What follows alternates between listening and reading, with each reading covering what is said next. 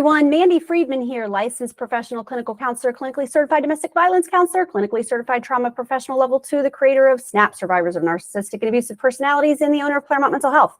Had a little caffeine this morning. I was able to say that really fast. That's fun. I'm here with my brother, Andrew. That's right. And I have no credentials other than being Mandy's brother. So that's a pretty good credential, though. You do have some credentials. You've had some successes in podcasting. True. And so that's one of the reasons why I want you to do this with me, is because I got to do some podcasting with you, and it was really fun. And I thought we did well. I was entertained by us anyway.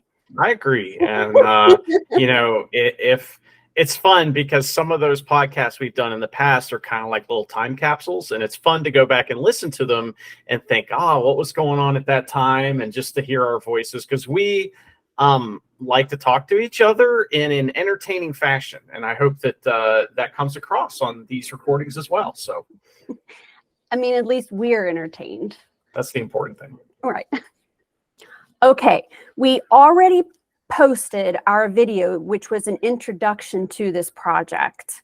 And the project is an analysis of a toxic family system. And we're using the television show Succession from HBO as an example of a toxic family system. We have the Roy family, and we have the businesses that they own, and the players that are involved on that television program, and they are really super abusive and toxic. So what better example to use? So if you haven't looked at the first episode yet, I would go back and watch that first, because we basically outline how we're approaching this, and then two, we list these different themes that we're looking for as we go through each of the seasons.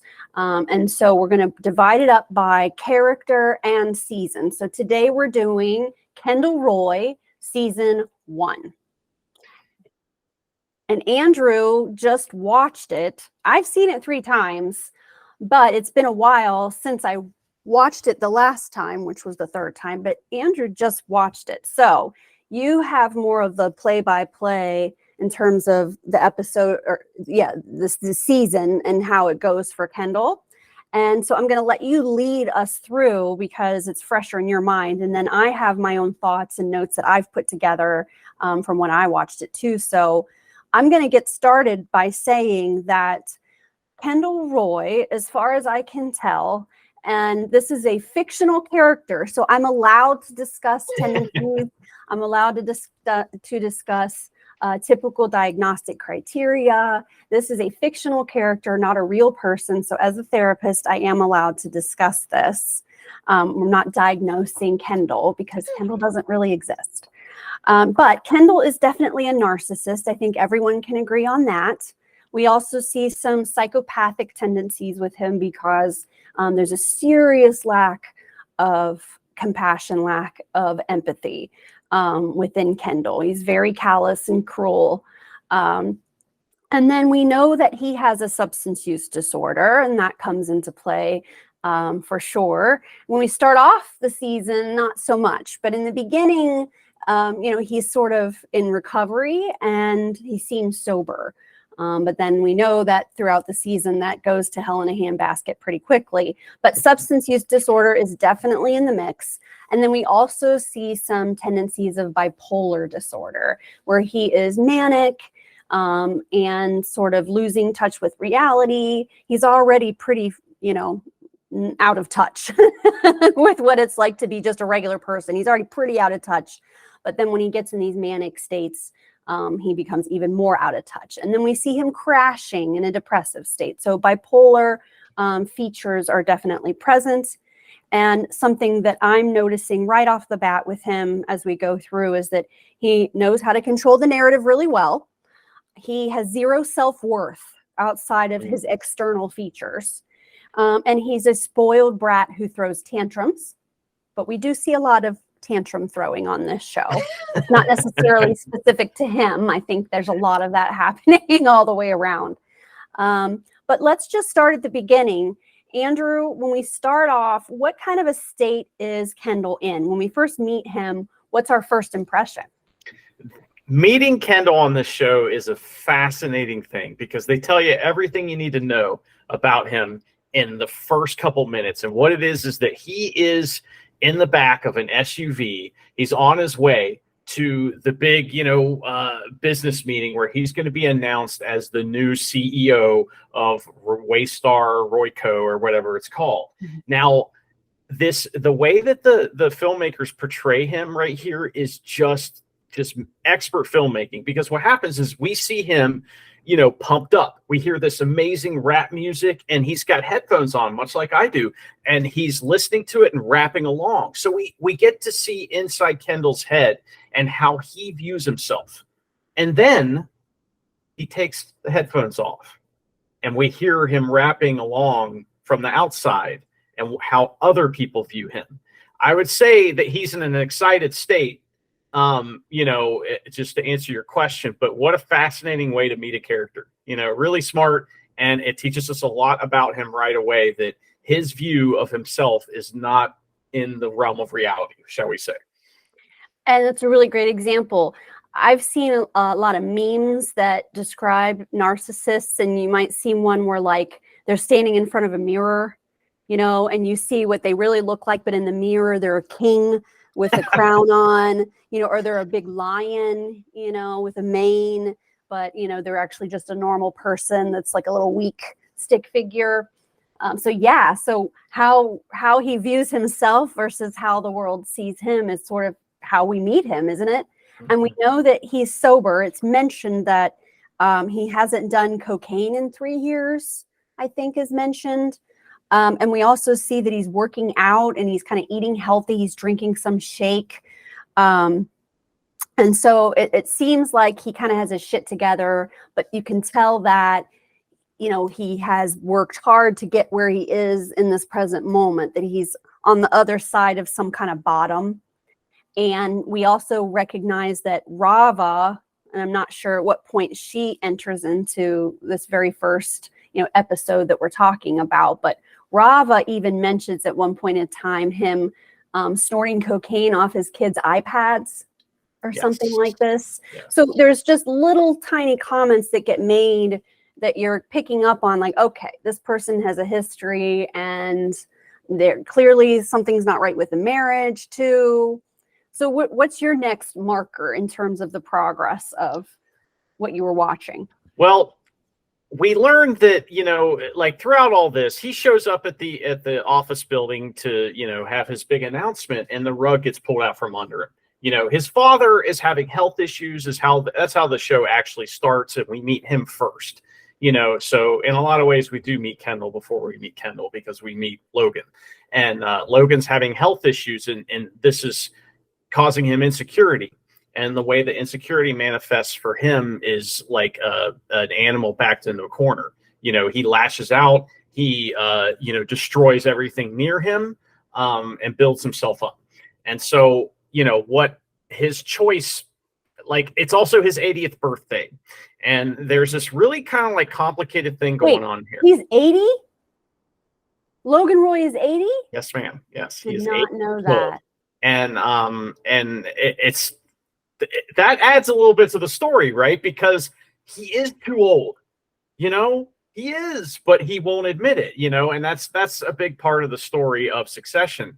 But so he shows up to the, to this big meeting, and the rug's pulled out from under him. It turns out that his father is choosing to stay on instead of announcing Kendall. And he didn't tell Kendall this. He has embarrassed Kendall in front of everyone. But the kind of like stated reason, or the reason that the show kind of gives us that this happens, is because a little bit of Logan's health, issues, but also because his son Kendall makes a choice.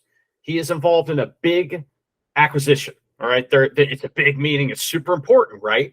What would his dad do? Would his dad go and attend his son's birthday party instead of going to the acquisition? So Kendall is stuck at the situation where, should he go to his father's 80th birthday party to celebrate his father's 80th birthday, which he knows means a lot to him, or should he go to this meeting? So he kind of chooses both. He's on the fence. He goes to the party after kind of bombing the meeting, and then his father is like, what are you doing here? And he's like, oh shit, I'll leave. And he goes and then handles the meeting thing, and it actually handles it in a very strong way, and kind of gathers power from his father when he's there at the birthday party to go do this. And it's just fascinating because in the Roy family, empathy is a weakness. And it's not only a weakness, it's despised and it's disgusting. It's not something you should have. So showing empathy to his father was not the correct choice there in his family. It was showing empathy to the company is more important, and what that can get him and how important that might look. And again, just to go to your point, it's what everything looks like. It's not how it is. Yes. Yes. So one of the things that we notice is that Logan does a lot of future faking with him. And so I guess it could be said that when we meet Kendall, he's in the midst of a future faking. It's because constant. he thinks that something's about to happen and then it doesn't happen. He gets kind of led around by Logan with a carrot on a stick for pretty much the whole series. We get the idea that this has been happening to all of the children their entire lives, and learning how each one of those children deal with this is one of the big, interesting things about the show. I don't know if I'd say it's fun, but it's definitely interesting to see how they react to Logan's future faking and constant baiting of them. So you said that here he's getting kind of set up and then the rug gets pulled out from under him. And I look down at my notes and I see daddy giveth and daddy taketh away is what I wrote. It seemed very clear that, daddy's the one that is calling the shots, and he has the ability to pick them up and drop them, depending on his mood or his whims. And then we also start to notice that Kendall has some suicidal ideation going on, that's something that is either in his past or we see it as a theme throughout. At a certain point when Logan is unwell and they're trying to, figure out what to do, and they think the right thing to do is to keep going without him and to proceed. And Kendall, I think at this point, is standing outside. You know how he goes outside and kind of looks over the edge? Yes. And Jerry comes up and says, don't jump. And he's got this kind of look in his eye like, yep, this could all be over right now. No more pain, no more, that maybe this carrot goes right off the roof here. And, it makes us a little sympathetic towards him. And I think that's part of the reason it's in there. There is a holiday, Thanksgiving happens, all right? And this is a very traumatic event happens at Thanksgiving for Kendall.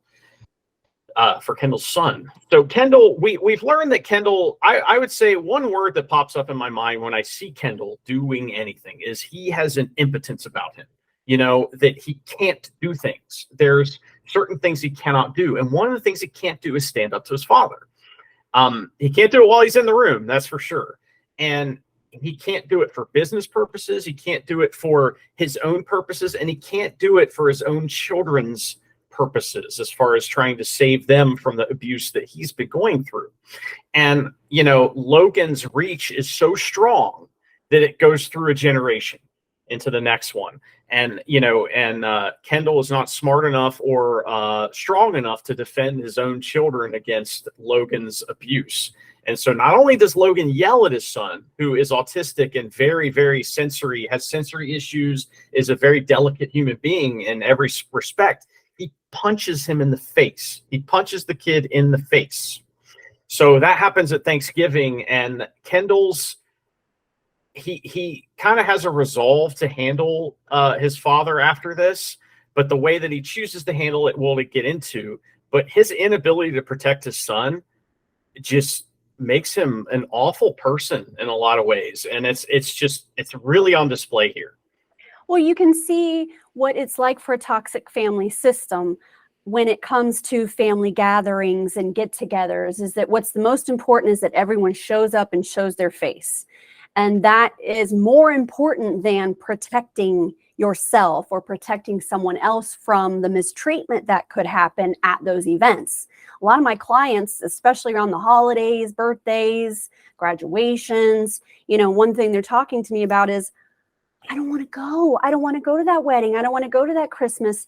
I don't want to go to that event because I know what's going to happen there. But if I don't go, then I'm the black sheep, and and then there's a backlash for not going. So I think we see these family gatherings throughout the series where they're always really super awkward, and you think to yourself, why did you even show up to this? It's really not that important. I guess it is to them though, right? Well, one thing I noticed is that, so I think this falls in line with what you mentioned before of how that Kendall shows up there, but it's almost like he was supposed to be working. It's not maybe in the first episode, but in the season, there's a moment where he does to his son what Logan does to him.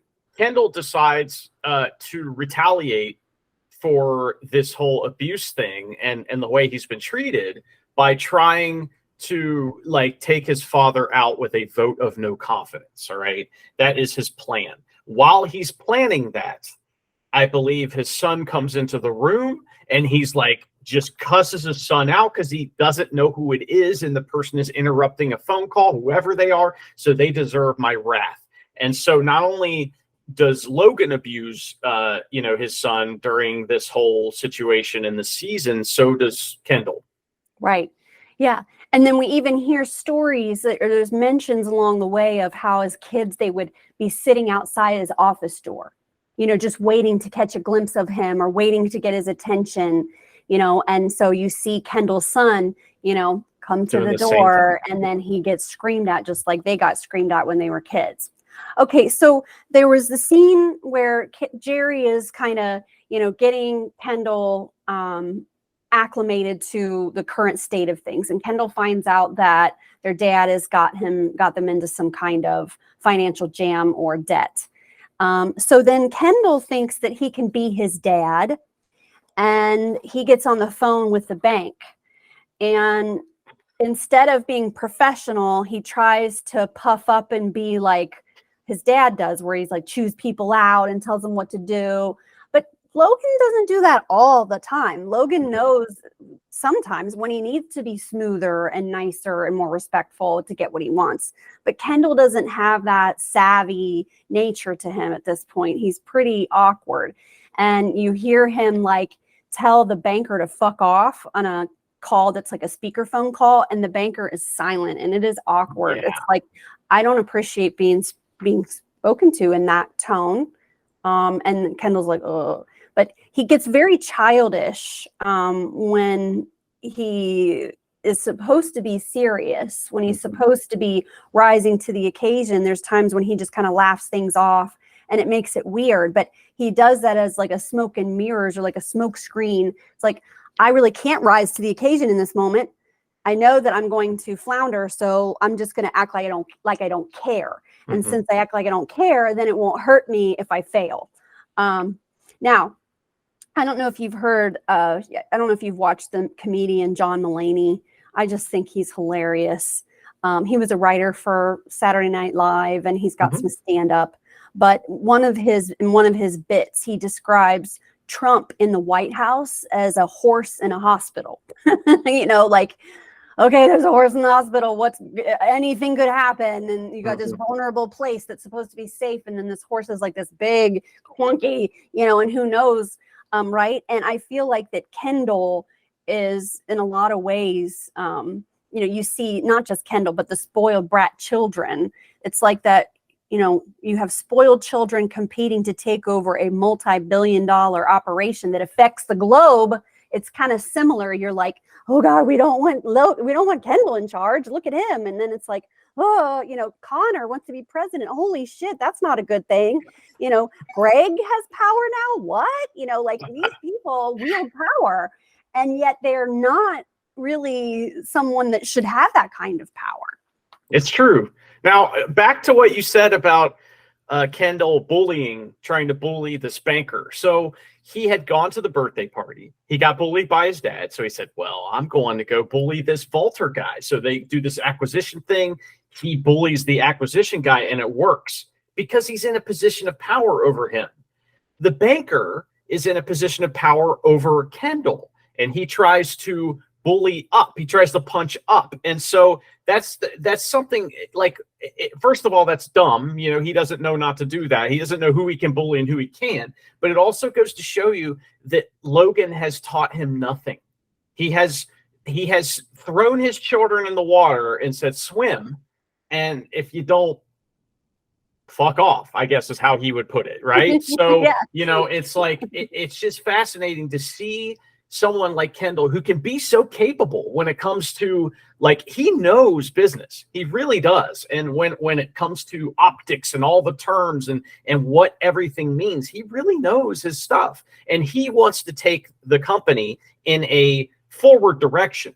Whereas Logan wants to take everything in a backwards direction. This is the way that everyone else sees it. And so, but you know, Logan is the one who's on top. So it's just fascinating to me because we learn throughout everything that Kendall does, we learn what his childhood was like. We learn what he's been taught and what he hasn't. And we see these kids who are adults pounding their head on the wall, trying to find their way in the dark. And it's unbelievable. And that's all of us, you know, it really is. It's all of us. We're all doing that. But unlike, you know, the Roys, I feel like I learn stuff and I try to learn from others, and they are not able to learn from others, and they are not able to learn from their own family as well. So they're emotionally stunted, and their ability to learn, emotionally is stunted as well. Yeah, they're not teachable. No, definitely not.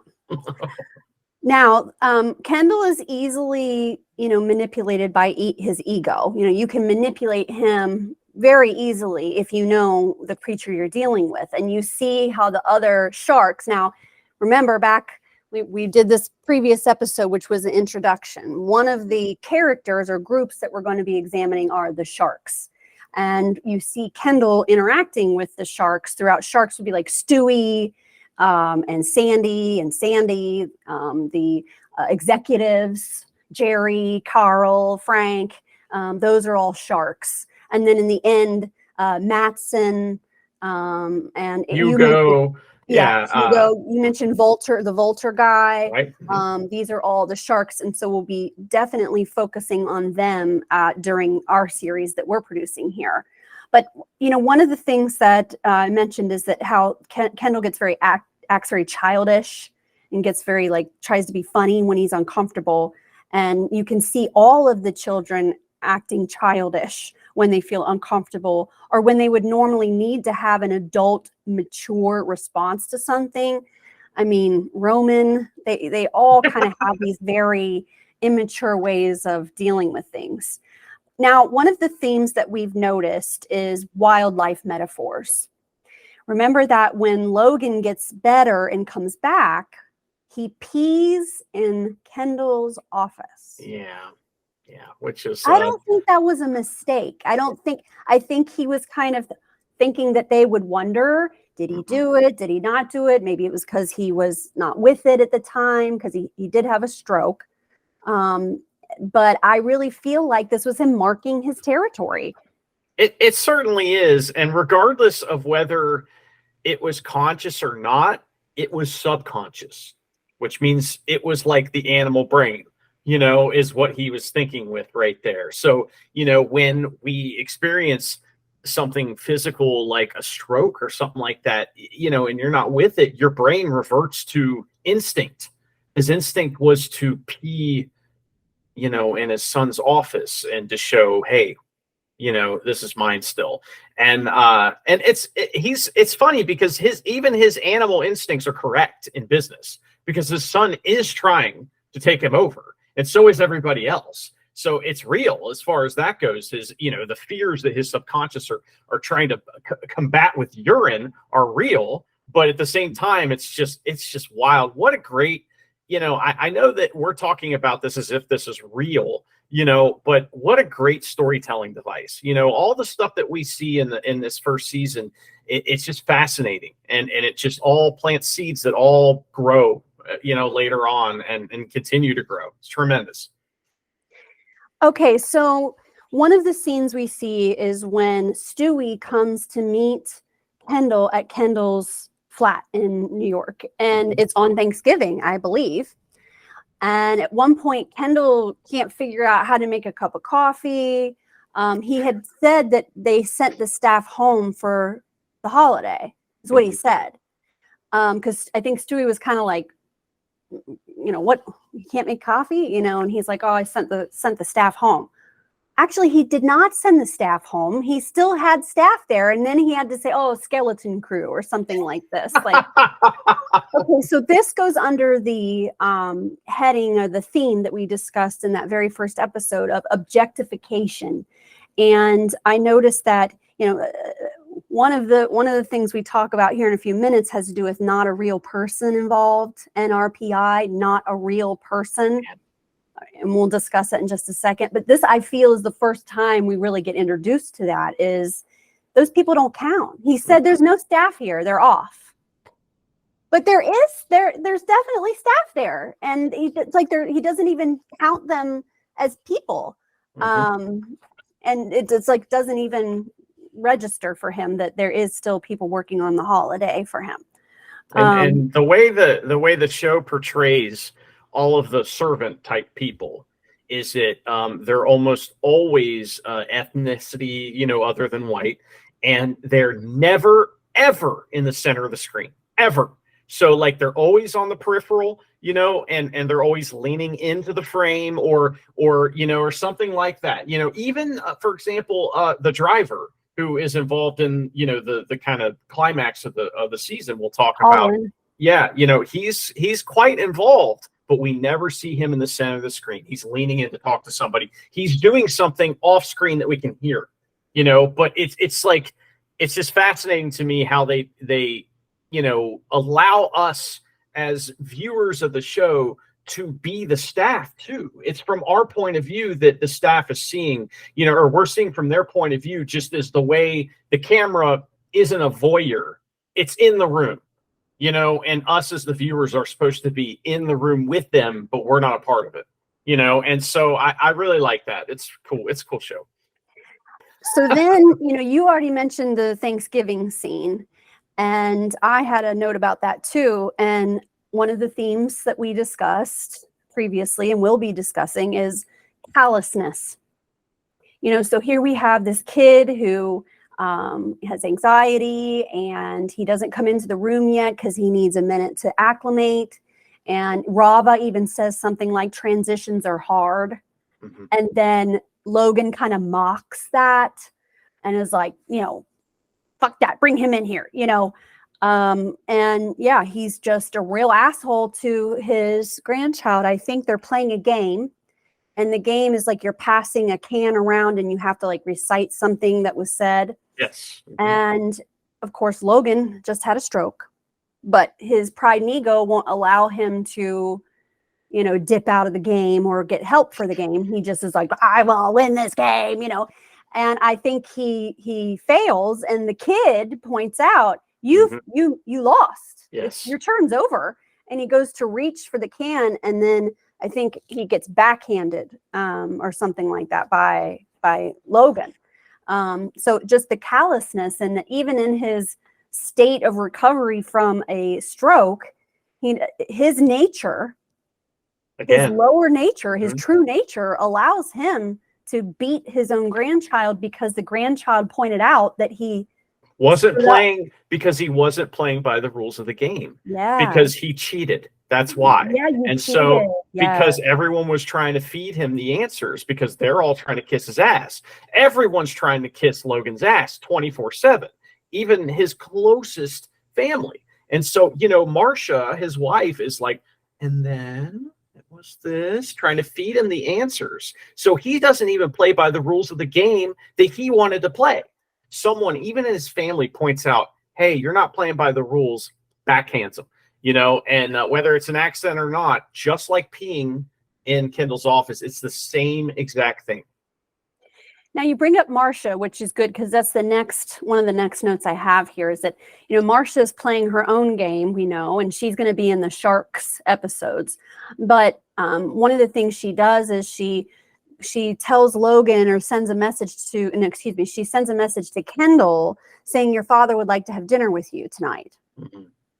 And Kendall shows up, and Logan had no idea who was coming, it seemed. She does that a lot. She did that at Thanksgiving with the brother too. She invited Logan's brother, who had not seen him in many years, which is Greg's grandfather. You know, Yes. I love how they casted them, and they both are these tall, skinny guys. It's so great. But anyway, and Logan getting railroaded by Marcia, he allows that because Marcia is who she is, right?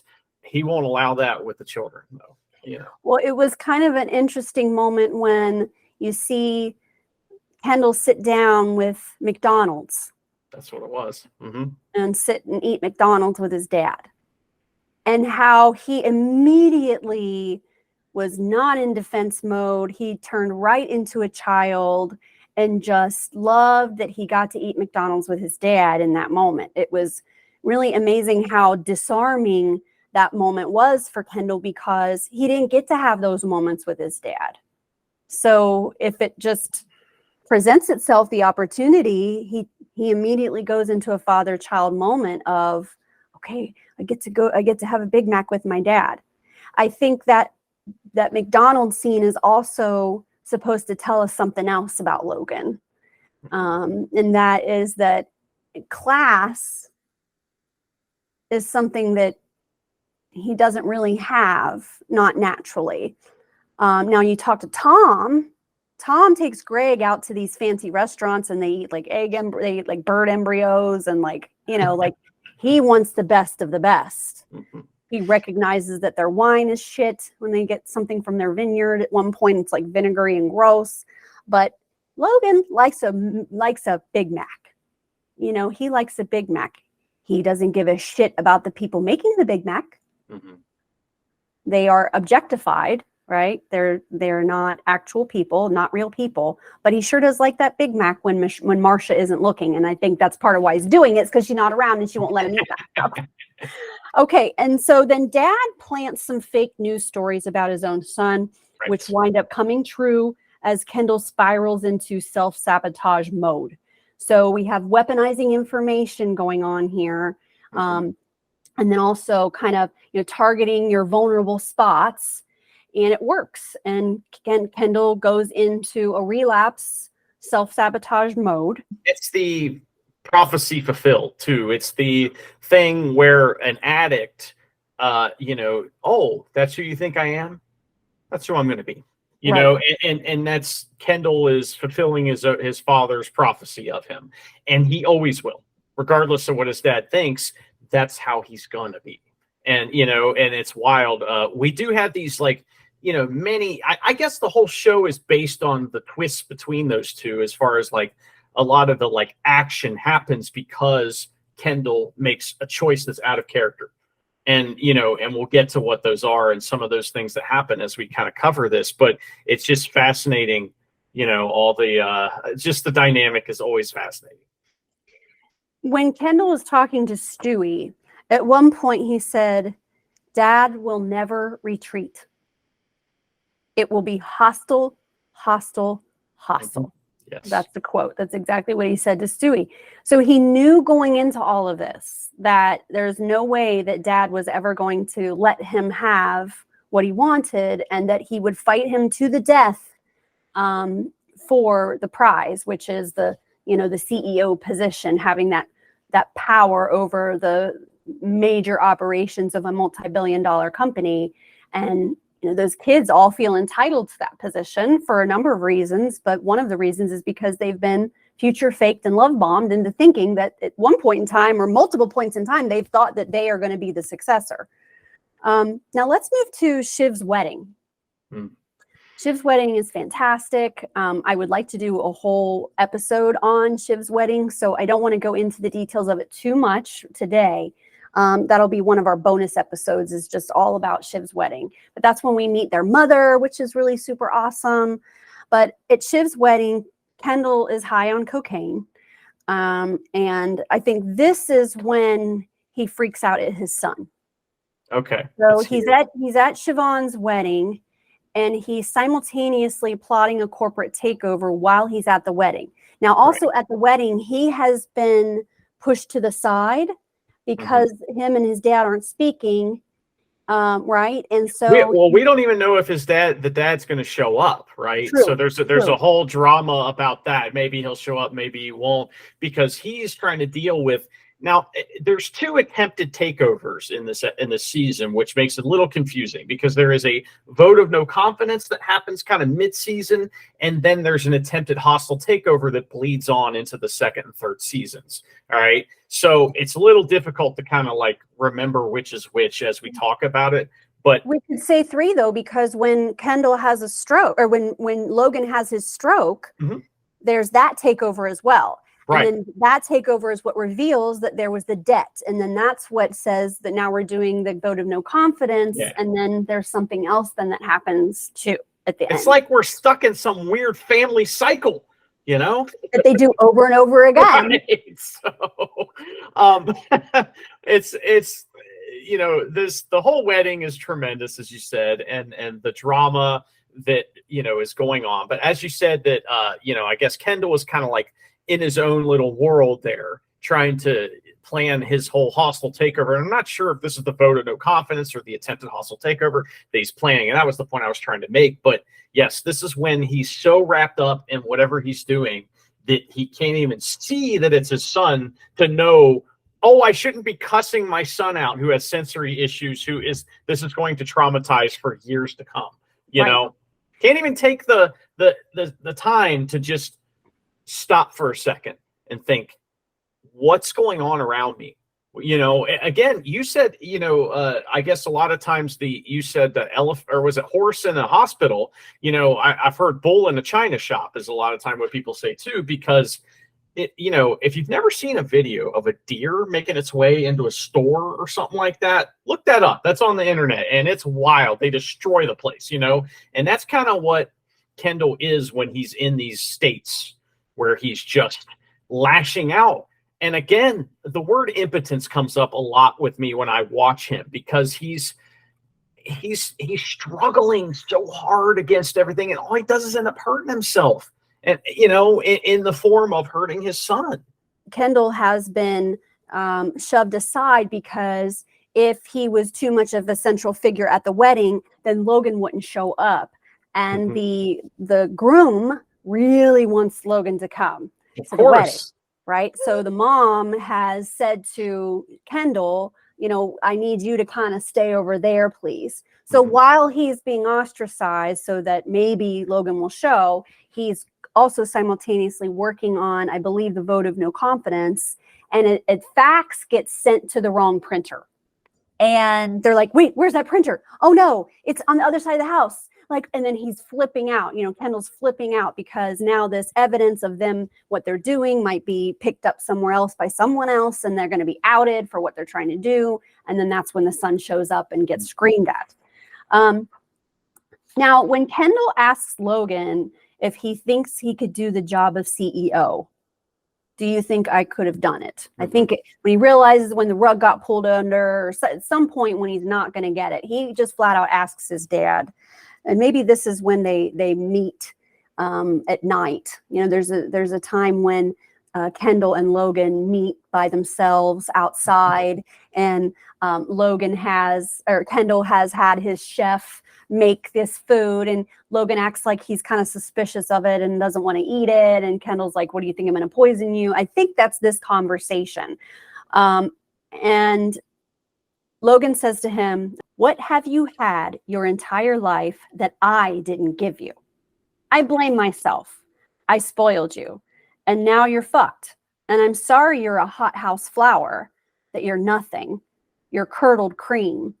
Maybe you should write a book or collect sports cars or something. But for the world, nah, I'm sorry. You're not made for it. And then Kendall calls him a fucking beast. So now here we are again with the wildlife metaphors. He calls his dad a beast after he gets called a hothouse flower. And I went and I looked that up. What's a hothouse flower? I don't know. It's obviously some kind of a jab. And the definition is a hothouse flower is a person who is very fragile and vulnerable as a result of having been sheltered. So basically, he's just saying, I sheltered you and now you're nothing. And so that's my fault that you're such a weakling. But it is what it is. But it is what it is. And you're just not made for it. You're not built for it. Now, something happens during the wedding. You know, Kendall is now on a downward spiral. His dad is pulled his rug out from underneath of him so many times, and he's trying to meet minds with his dad. His dad is very abusive and says mean, cruel things like that I just mentioned. And so he finds drugs and alcohol because that's what he does, and he knows where to find them and who to ask. And he starts talking to one of the waiters or caterers that's working the wedding. It's the kid's car. Okay. And so what had happened is that it's wild because earlier in the episode, this kid is abused by Logan. Logan hits this guy. That is true. That's right. And he so does. we see he does this the same thing where he like swats him Yes. away. Fascinating that happens. And, so we see the driver paying this kid off. And that's why he's willing to leave the place and go with Kendall, because he's already made money for the night. Maybe he can make some more, so they end up, getting in a car accident. And this car accident, a lot happens here. So, Kendall ends up driving because the other guy's too wasted to drive because he was doing ketamine because Kendall wanted some cocaine, but the guy's like, oh, well, this is ketamine. Let's go get some coke. So they decide to go get some coke, and Kendall's not used to driving this car. He's also drunk, all right, and wasted and whatever else they've been doing. And so Deer is in the middle of the road. He does not have the reaction time to handle this. They go into a bunch of water. And what happens from here is Kendall dives a few times to try to see if he can help, but it's pitch black and there's nothing he can do. So the guy dies, and Kendall runs away. But there's evidence that Kendall was there. There is his key card, all right, from his room, and maybe a couple other things that are found by Logan's men. So, Kendall is called to a meeting with his father, all right? Kendall has heard the next day that, yes, this happened, but he's not sure that what anyone else knows. And it turns out his father has already covered everything up, all right, and is telling him what we're going to do now. And he says, that guy, I think he stole some stuff from your room, didn't he? So they decide that it's, this person has stole something from his room. That's the cover story. So that's why the key card and his belongings are near the crash site. And it is a terrifying scene, honestly, because we see the power that Logan has. We've seen it, but we see it, in its like purest form here, where not only is he have the power to cover up something that is clearly maybe a crime of some kind, I'm not sure, negligence at least, but he's also now got power over his son that he's going to use until his son can't take it anymore. And boy, does he, for sure. Now, one of the things I wanted to point out about Kendall after this incident is that he immediately goes back to his room and gets cleaned up, and immediately goes to the center of the dance floor Yes. with his children. For an alibi, yes. And he's using his children for an alibi. He starts saying hi to everyone he can see. Oh, they saw him here at this time. That's what he's doing. Mm-hmm. And he's dancing and having a good time with his kids, and Rava goes out there. And it's like, I believe that, you kind of see him go from being in the car with the kid, the accident happens, then the kid dies, he gets his way back to the room, and he goes through this transformation of bottom of the pond to dance floor of the wedding, and creating that alibi for himself. And that's the psychopath in him that I was mentioning at the beginning of this episode, that we know he's a narcissist, but he has things about him that are psychopathic. I mean, to have had that just happen and have the malevolent creativity to, okay, now I need to immediately create an alibi. I need to go out, and then he's acting happy and dancing with his kids and having fun. I mean,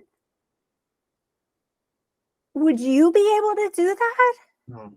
I don't think I would either. I think that if that was something that just, you saw me last October after a car accident where nobody was hurt. And I was in a trauma state myself of just having had something that could have been bad happen when I had an accident last year.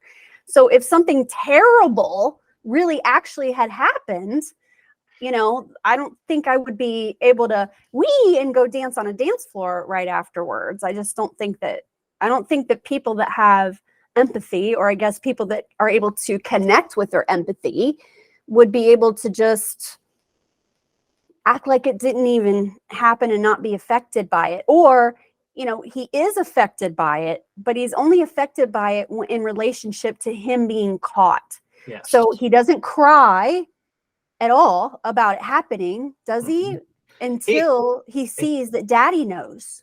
Yes, he's upset in the bathroom. He's upset on his way to the bathroom where he's cleaning the clothes. But again, we don't know if he's upset that maybe he'll be caught, or if he's upset that someone died. You know, we learn later on that, you know, in the show, that he has not processed this at all, and doesn't really through the whole show. You know, it becomes an issue later on. And it also shows a little bit about his corporate mindset. He accesses that psychopath part of his brain to do his corporate shit. So when something crazy goes on, he snaps into that same, oh, I'm going to dance on the dance floor role, and starts to make sure that everyone knows that he looks great. And this is what it's about. And it's a fascinating show. And that whole, you know, this all just sets up everything that comes up after it. It plays a part in every single thing that happens after this, and it's just an incredible ending to a season.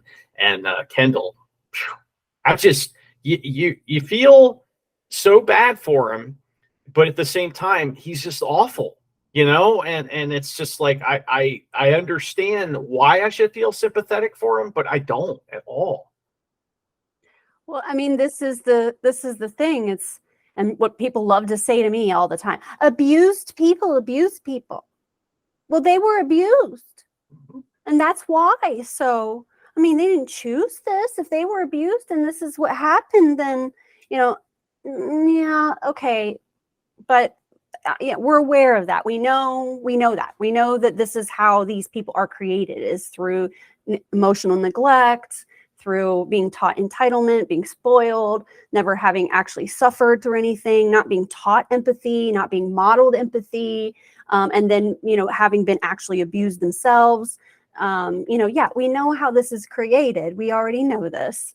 But, you know, for what you mentioned just a second ago, in terms of this incident being a part of the whole series, it is important to remember that this happened, because there's even little, just tiny moments and comments that come across in the dialogue that if you didn't remember why, say, for example, Logan likes to use a nickname Killer for Kendall. Now you know, hey, that's not more than once. He will casually call him Killer, or he will explain to him, "You're not a killer." It takes right. And it's like, what does he mean? Yeah. I'm confused. You know, Kendall's super confused. It's his son, and it's like, it's wild, man. What an amazing show.